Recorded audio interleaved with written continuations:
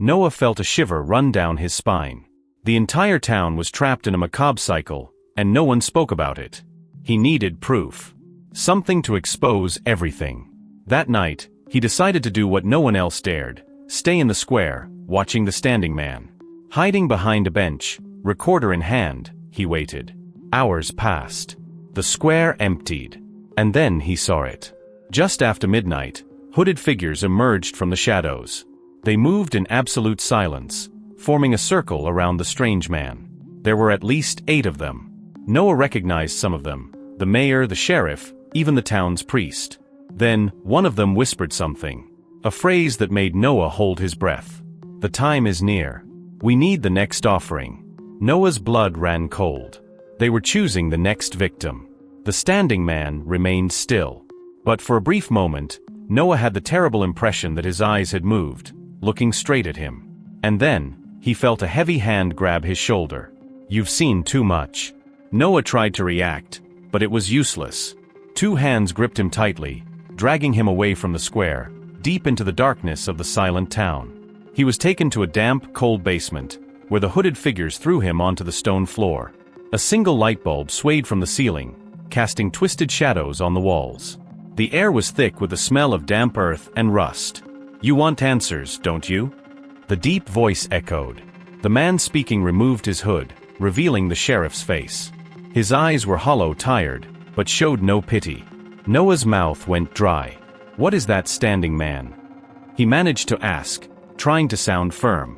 The sheriff sighed, as if the answer was obvious. "He protects us." Noah frowned. "Protects you from what?" The sheriff hesitated for a moment. Then, with a heavy expression, he answered, "Something much worse." A cold shiver ran down Noah's spine. He had expected to hear about a lunatic cult, about sacrifices, about control. But this sounded like real fear. The other hooded figures stood in silence, watching. The sheriff continued. "There was a time when Redwood Hollow was not a safe place. People died, vanished. The very ground of this town seemed cursed. Then, a group made a pact." He pointed upwards, as if indicating the square, right above them. "We gave him a body to inhabit. In return, the town would continue to exist." Noah's eyes widened. "So he's a vessel?" The sheriff nodded slowly. "And from time to time, he needs something in return. A renewal." Noah's blood ran cold. The sheriff stepped closer, his shadow swallowing Noah completely. "And now that you know too much, maybe it's your turn." Noah's heart pounded violently. He was about to become the next offering. Days passed. Weeks too. And Noah Carter no longer existed.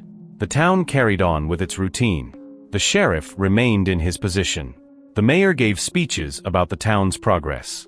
Families had picnics in the square. But now, there was a new standing man. Tall. Thin.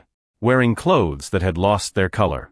His face was blank, his eyes empty, as if he saw nothing, or maybe saw everything.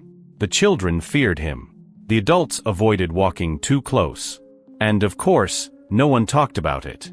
Until one night, a boy named Ben Holloway decided to test his courage. His friends dared him, laughing, saying he would never have the guts to touch the standing man. Ben hesitated.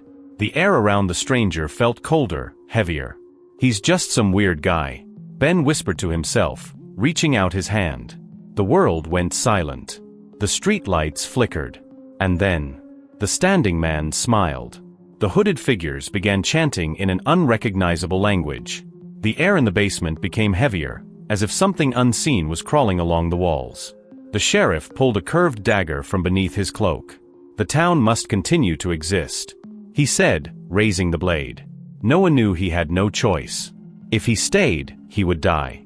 With a desperate burst of energy, he kicked the sheriff in the knee and rolled to the side. The dagger fell to the ground with a metallic clatter. The hooded figures lunged at him, but Noah was already running. He rushed up the basement stairs, slamming the door open with his shoulder. He stumbled into a dark alley, the damp ground slick beneath his feet. He had to get out of town. The streets were deserted, an oppressive silence hanging in the air. But then he saw him. The standing man. But now, he was no longer in the square. He was in the middle of the street. Noah froze. Something was different. The standing man was no longer completely still. His lips moved slightly, as if whispering something inaudible.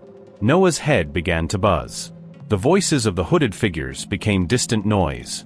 His vision blurred. His feet began to ache, like something was growing inside him. Then, he realized. He wasn't running away. His feet were no longer obeying him. He was being pulled, dragged toward the square. The hooded figures appeared behind him, but they didn't stop him. They just watched, with a mix of respect and fear. Noah tried to scream, but no sound came out. His eyes burned. His body became heavier. The world began to darken. And then, he just stood there, not moving, just like the other one. The town of Redwood Hollow had always been a quiet place.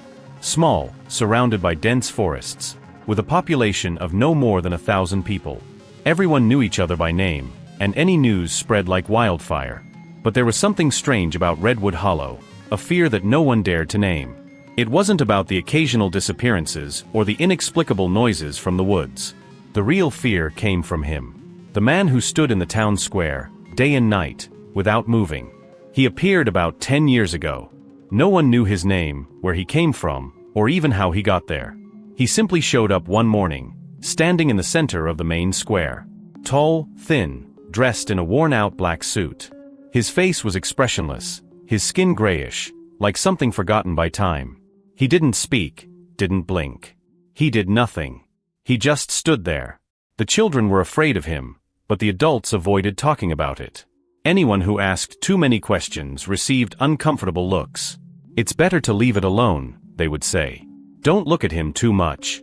They say that once, a boy named Ethan Miller decided to test him. It was an October night, fog crawling through the narrow streets. Ethan bet his friends that he could touch the standing man. He approached slowly, feeling a cold shiver run down his spine. His friends watched from a distance, holding their breath. When Ethan reached out and touched the strange man's skin, something happened. He smiled. Not a normal smile, but an unnatural stretching of the lips, as if he were learning to mimic a human expression. Ethan ran, terrified. They say that night he had horrible nightmares. And days later, he vanished without a trace. The police searched, but nothing was found. No clues, no footprints. Nothing. And since then, whoever touches the standing man disappears. No one dared to try again. Years passed, and the man remained there. Never moving. Never blinking. But no one dared to remove him. Some newcomers in town tried calling the police, but the officers always responded the same way. "He's not doing anything wrong, is he?" And then, they changed the subject. However, those who had lived there long enough knew the truth. There was a reason for the silence. A reason why no one tried to get rid of him. On a Tuesday morning, a newcomer named Peter Lawson had a reckless idea. Drinking with some friends at the bar, he decided he would knock the strange man down. No one knew if he was alive, dead, or just some macabre statue. So Peter laughed, pushed the man's broad shoulders, and he fell to the ground. For a moment, everyone in the square felt their hearts stop. An absolute silence took over the town. Then, the lights flickered. The houses around them began to shake, as if an earthquake was ripping through the ground. The wind stopped blowing. Time, in some way, seemed to fold onto itself. Peter collapsed to his knees, trembling. The air became heavy. His lungs felt as if they were filling with something thick and invisible. The lights came back on. And the standing man was standing again. Peter tried to run. He tried to scream. But his mouth moved without making a sound. His eyes turned red, the veins in his face bulged, and then, he just stopped. Not moving. Just like the other one. The town carried on as usual the next day. As if Peter had never existed. His house was empty, his clothes were gone.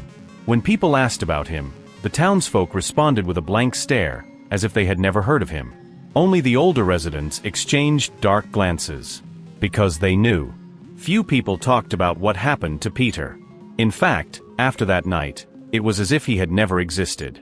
His house was taken over by a new family, his photos disappeared from the town's records. Only a few old residents seemed to remember, but no one spoke about it. Except Noah Carter. Noah was an amateur journalist who had grown up in Redwood Hollow and never accepted the town's silence. He always suspected something was deeply wrong. After all, why did no one ever dare to touch the standing man? One night, Noah decided to investigate. Armed with a flashlight and an old recorder, he searched through the town hall's archives, looking for any records of the mysterious man. And then he found something terrifying. Old newspapers, dating back more than a century, mentioned a man standing in the same spot in the square. The descriptions were identical. A stranger who never spoke, never moved, but was always there. Always. But what truly horrified Noah were the reports about the Order of the Silent Eye, a secret cult that, according to rumors, controlled the town from the shadows. They were few, but powerful. They owned the biggest properties, ran the police, and the hospitals. And they were devoted to the standing man. Noah realized that from time to time, someone disappeared after touching him. And that somehow it seemed to be necessary for the town to continue existing. But necessary for who?